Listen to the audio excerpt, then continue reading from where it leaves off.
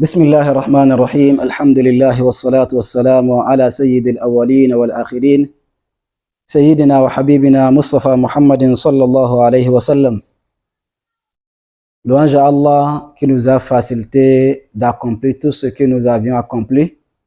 Nous lui demandons de nous faciliter l'accomplissement des bonnes œuvres dans le reste de notre vie. Nous lui demandons de purifier nos âmes, de nous faciliter et de nous faciliter la purification de nos âmes et de nos intentions. Dans notre vidéo précédente, nous avions parlé de l'adoration, de la définition de l'adoration. Cette explication peut étonner certaines personnes, mais c'est ce qu'Allah subhanahu wa ta'ala il attend de nous. Nous n'avions autre Seigneur si ce n'est pas lui. Nous n'avons pas un autre maître en dehors de lui. Nous n'avons pas un secoureur en dehors de lui. Nous n'avons pas un protecteur qui peut nous protéger en dehors de lui. Nous n'avons pas quelqu'un qui nous donne la substance en dehors de lui. Tout ce que nous voyons et tout ce que nous ne voyons pas, ça lui appartient. Il fait de tout ce qu'il veut et de la manière dont il veut. Si nous comprenons ceci, nous sommes bien heureux. Dans le cas contraire, nous sommes malheureux. Quand nous l'aimons, nous allons nous sentir heureux et nous serons heureux. Nous allons mener une vie paisible, tranquille, équilibrée, promoteuse dans ce bas monde ainsi que dans l'au-delà. Quand nous allons nous éloigner de lui, nous allons nous sentir malheureux, perturbés. Nous n'irons pas comprendre ce qui se passe dans notre vie. Nous serons en train de tourner au rond. Même si nous avons tous les matériels, les biens matériels de ce bas monde dans nos mains, il y aura une vide qui serait dans notre esprit et dans notre cœur. Nous allons penser que en acquisant beaucoup de biens, nous allons nous sentir heureux. Et le bonheur ne peut pas s'acheter à travers du matériel. Quand nous allons l'aimer, même si on n'a pas un sou, on se sent à l'aise. On se sent bien comblé. On se sent heureux. Mais quand Allah subhanahu wa ta'ala, il n'a pas la place dans notre cœur, quel que soit ce que nous allons posséder et ce que nous allons avoir dans ce bas monde-là, ça ne peut pas combler le vide que l'absence d'Allah dans notre esprit, que ça va créer. Alors, Allah subhanahu wa ta'ala, il nous a aimés. On le désobéit à chaque moment et il continue à nous fournir et à nous renforcer et à nous donner. Qu'est-ce qu'il serait notre cas si nous l'avions aimé? La plupart des musulmans, ils prient, ils font tout ce qu'il a dit de faire, mais leur vie ne change rien. C'est le secret. Parce qu'on n'aime pas Allah subhanahu wa ta'ala. On n'a pas aimé Allah subhanahu wa ta'ala. Alors si c'est cet amour-là qui va ouvrir les portes de sa grâce, de sa bénédiction, de sa guidance, de sa protection, de son assurance. C'est ça qui va tranquilliser le cœur. Ça va tranquilliser l'âme. Parce que l'homme là, il a besoin de son Seigneur. Allah subhanahu wa ta'ala qui nous a créés, il a insufflé l'âme en nous. Alors, cette souffle qu'il a soufflé en nous là, rien ne peut pas la combler dans notre esprit si ce n'est pas son amour. Les biens matériels ne peuvent pas nous combler. Ça peut nous assurer certaines choses, mais ça ne peut pas nous combler. Le manque de biens matériels, tant que Allah est rempli, son amour est dans notre cœur, ça ne peut pas nous perturber. Et dès même arriver à ce niveau-là, à moins qu'on choisisse de vivre comme pauvre, nous ne serons jamais pauvres. Parce que quand on arrivera à un niveau donné, l'amour d'Allah serait vraiment prioritaire dans notre cœur. On l'a vraiment aimé pour lui, pas pour une autre chose. Nous allons arriver à un niveau donné, là où Allah subhanahu wa ta'ala, il va nous compter parmi ses alliés. Et quand Allah te compte parmi ses alliés, mon frère, ce bas monde-là, c'est fini. Ainsi que dans l'au-delà, c'est garanti. Quand Allah subhanahu wa ta'ala te compte parmi ses alliés, il t'assure la protection. Il t'assure l'exaucement des prières. Qu'est-ce que nous voulons plus que ça? Si Allah t'a assuré la protection, qui peut te faire du mal? Le Tout-Puissant, celui qui est le maître du soleil et de la lune, le jour et la nuit, le vent, la pluie, la terre, tout ce qu'on voit et ce que nous ne voyons pas, tout cela lui appartient. Si c'est lui qui va t'assurer la protection, vous pensez que même les bombes que les gens fabriquent là, ça peut te tuer? Les fusils que les gens fabriquent là, ça peut te tuer? À qui ce fusil-là appartient en réalité? À lui. De quel matériel, de quelle matière cette fusil-là a été fait? C'est Allah qui l'a fabriqué. C'est Allah qui l'a créé. En réalité, c'est le secret qui est là. C'est l'amour qui est le secret de la vie. C'est l'amour. Mais comment nous allons développer cet amour vis-à-vis Allah subhanahu wa ta'ala et que nous allons transformer toute notre vie en adoration pour qu'on puisse vivre paisiblement, tranquillement dans ce bas monde ainsi que dans l'au-delà. C'est ce que nous voulons expliquer un peu, qu'Allah nous facilite la compréhension. Allah nous a créés pour l'adorer. Nous affections quelques actes d'adoration, on dit que nous adorons Allah subhanahu wa ta'ala, tandis que nous consommons tous les péchés. Quand vous aimez quelqu'un, vous pouvez lui faire plusieurs choses qu'il aime. Quand vous allez faire une seule chose qui le nerve là, ça peut gâter tout ce que vous avez fait. Mais quand vous vous abstenez à ne pas faire tout ce qu'il ne veut pas, même si vous faisiez un peu de ce qu'il veut là, ça peut vous donner le grade auprès de lui. Ça peut élever votre place. C'est cet amour-là qu'on cherche. Maintenant, comment transformer toute sa vie en adoration pour qu'on puisse être des bons adorateurs, pas des demi-adorateurs. Si Allah nous a créés pour l'adoration 24 heures sur 24 heures, nous devons veiller de sorte que le plus possible, c'est-à-dire que notre temps qu'on a dans 24 heures, là, qu'on puisse vraiment adorer Allah le plus maximum possible qu'on peut faire. Mais avec les saintes prières, si nous pensons que c'est les saintes prières qui sont les actes d'adoration quotidiens, alors où est le reste de notre temps? Où est-ce qu'on va compter ça? Est-ce que ça là c'est pour Dieu ou c'est pour nous? Ou bien c'est pourquoi? Alors, c'est ici que l'intention va intervenir. Dans notre vidéo qui nous parle de l'intention, nous avions dit que ce que Allah prend en considération pour valider des actions et des actes ou bien les invalider, c'est l'intention. Pour que vous transformez toute votre vie en adoration, vous devez vraiment purifier vos intentions. Et nous allons parler dans une autre vidéo de la sincérité. C'est la purification de l'intention qui est la sincérité.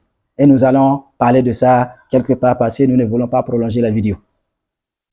Alors, si vous voulez transformer toute votre vie en adoration pour que tout ce que vous êtes en train de faire, que ce soit les actes rituels ou bien des actes habituels, que ce soit la distraction, le sommeil, le manger, le fait de qu'on y fait tout, alors purifiez vos intentions et essayez de faire ça dans le cadre permis dans la religion. Deux conditions.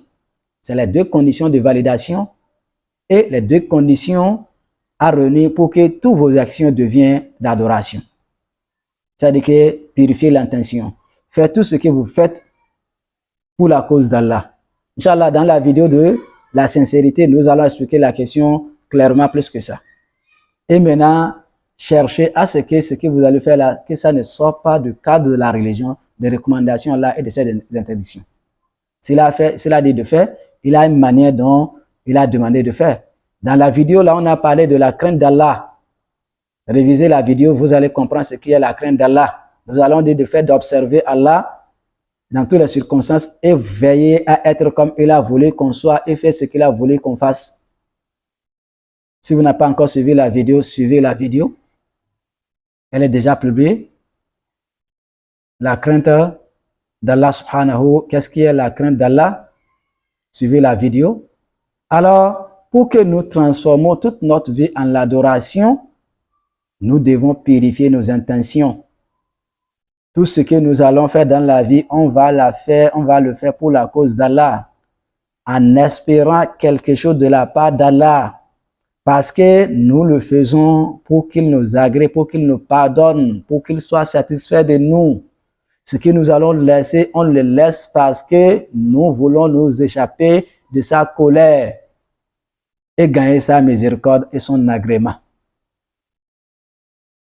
Je pense que quand notre vie devient comme ça, ça devient plus facile. Même si on n'a pas de moyens, on peut faire beaucoup.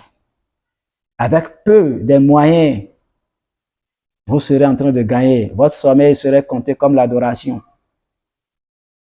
Le fait de s'approcher à sa famille pour satisfaire ses besoins intimes, ça serait pris comme l'adoration, si vous savez. Le fait de garder son mal envers d'autrui, ça serait pris comme l'adoration. Quand quelqu'un vous fait du mal, vous allez vous patienter, vous allez supporter la personne, avaler ce mal qu'il vous a fait, malgré que ça vous fait du mal, ça serait compté comme l'adoration. Dès même quand vous arrivez à ce niveau-là, le mal que l'on va vous faire là, ça va vous faire quoi? Ça serait comme un citron qui est mélangé avec le miel ou bien le sucre. Ça devient cocktail. C'est-à-dire que le mal que la personne va vous faire avec l'amour d'Allah, quand les deux se mélangent là, l'amour d'Allah, ça va dominer le mal là. C'est-à-dire que ça va changer. Votre vie va changer. Ça devient autre chose. Même quand les gens vont essayer de vous provoquer, ils ne pourront rien pour vous. Même la mort, quand les gens vont vouloir vous donner la mort, ça ne vous dirait rien. Parce qu'à un niveau donné, vous avez connu votre Seigneur Allah subhanahu wa ta'ala et il vous a assuré la protection. Vous savez qu'il ne va pas vous trahir et ainsi de suite. Il y a beaucoup de conceptions que vous allez comprendre qui fera que vraiment vous serez tranquillisé. Vous savez que rien ne peut pas vous perturber dans la vie. Tout ce qui vous arrivera, c'est Dieu qui a voulu ça et il ne va pas vouloir le mal pour vous. Alors, comment transformer sa vie en adoration? C'est le fait de purifier son intention et veiller à faire ce que nous faisons dans le cadre de la religion. Que ça ne doit pas sortir du cadre de la religion. Révisez la vidéo de la crainte d'Allah subhanahu wa ta'ala ainsi que les autres vidéos. Nous demandons à Allah subhanahu wa ta'ala de nous faciliter la compréhension de ce qui est dit. Alors, si nous comprenons ce que je viens de dire, à partir de cet instant, vous pouvez transformer toute votre vie en l'adoration. Si encore ce n'est pas compris, vous pouvez écrire dans les commentaires pour poser des questions afin qu'on puisse éclaircir la question profondément. Mais sachez que ce que nous sommes en train de dire, ça aura besoin de pratique et de l'exercice. Parce que déjà, on s'est programmé.